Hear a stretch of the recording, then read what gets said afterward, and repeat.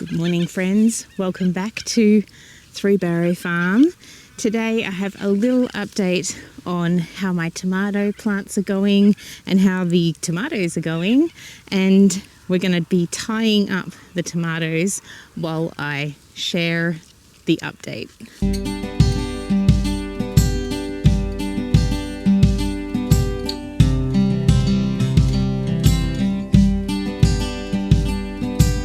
So I've got my little bucket of threads. I've got all sorts of stuff in here. I've got some yarn, some twine, some sort of hessian or hemp type twine as well. And I've got some fabric pieces as well that I've made up from old scraps of fabric, but also I've been given as well to use in the garden. And I find these the best for tying up my tomatoes because they're gentle on the stems. Now this is my Tasmanian chocolate bush here, and the tomatoes are getting nice and big, but I've noticed that some of the branches are sort of falling down a bit, so I want to tie them up, and I'll tie this one up over here perhaps. I'm just bending them really gently so I don't snap them, and probably this length will do just fine for most of these, depending on how close I'm getting it to the Rio. Hi Luna, what have you been rolling in? The dogs are getting so dusty every day. It really needs to rain. We have the possibility of 7 millimeters of rain today and storms, so yeah, hopefully we get some rain. I'm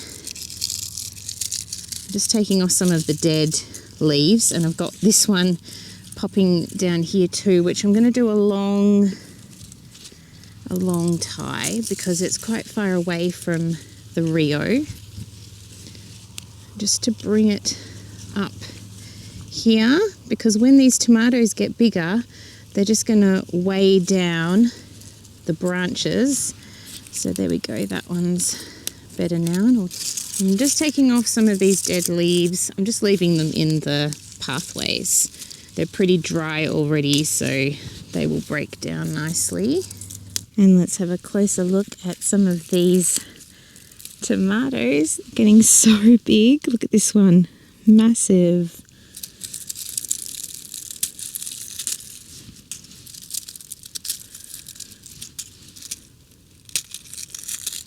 So I'm just going to tie these branches up as well, just so that nothing is going to break in any winds we might have or in the storm that might possibly come today.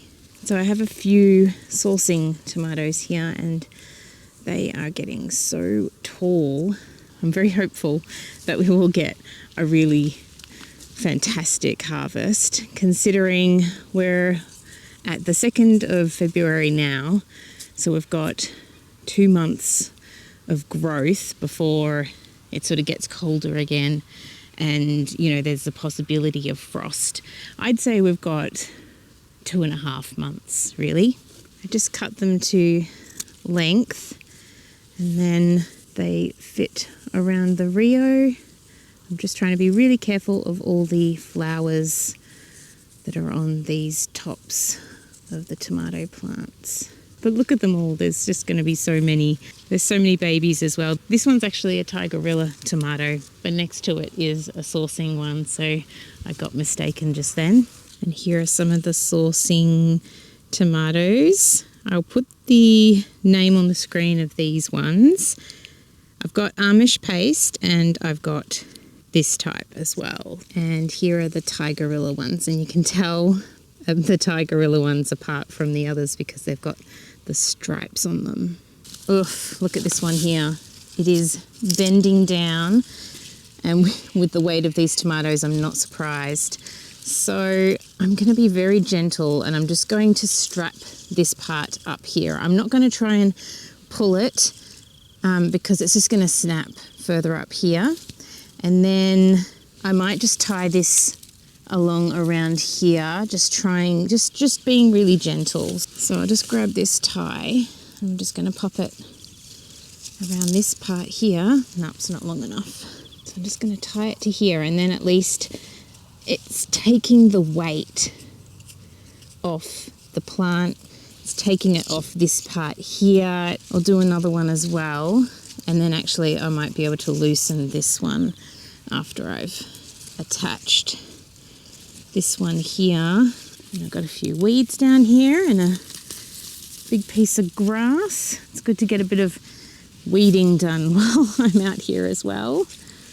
There aren't many weeds though, because there really just hasn't been any rain. Okay, there we have it. At least this is up high now. And this one, I can't wait for these ones to be ready.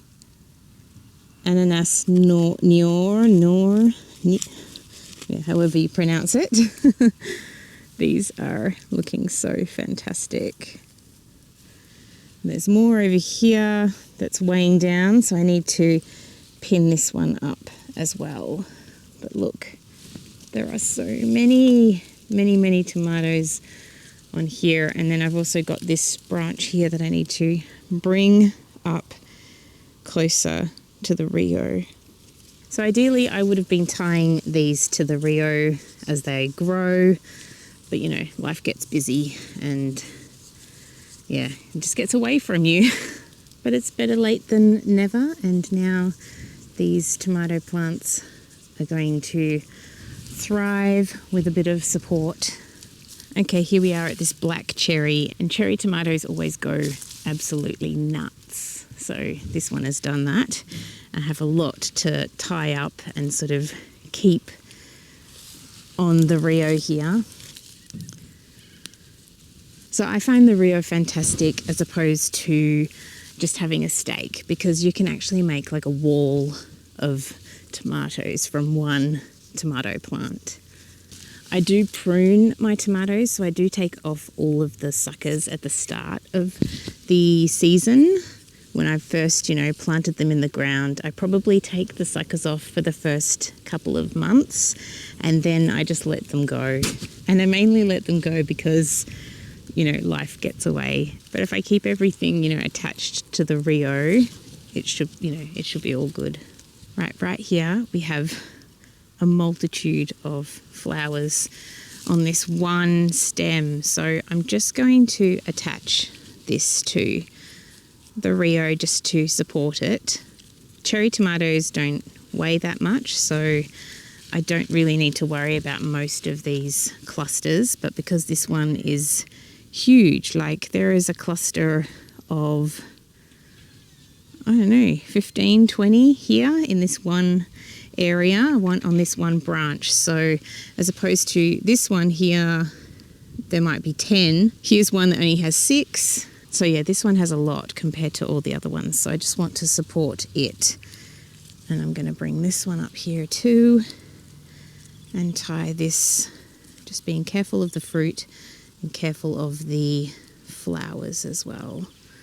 I'm going to tie this one to the Rio. Okay, now I've got this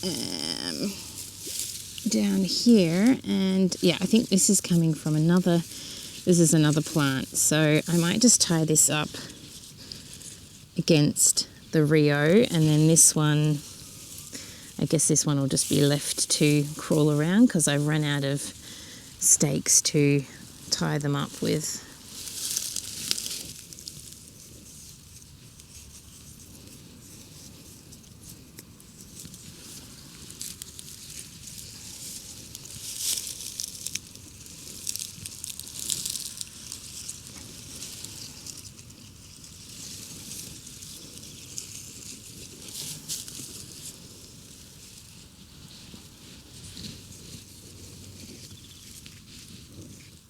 So this is one method of mine at controlling the weedy tomatoes that have come up from seed, is just to wrap this around it and sort of keep it all together. And it generally works quite well. So at least that's against the Rio and it's out from the path now. I can move through the path. And there's also some cucumbers that could use with a bit of tying up too. So I'm going to definitely come out here and tie up these cucumber plants and help them go up the Rio. I have been twisting some of the stems around the Rio like this, but I think some of them need a little bit of assistance at staying up here.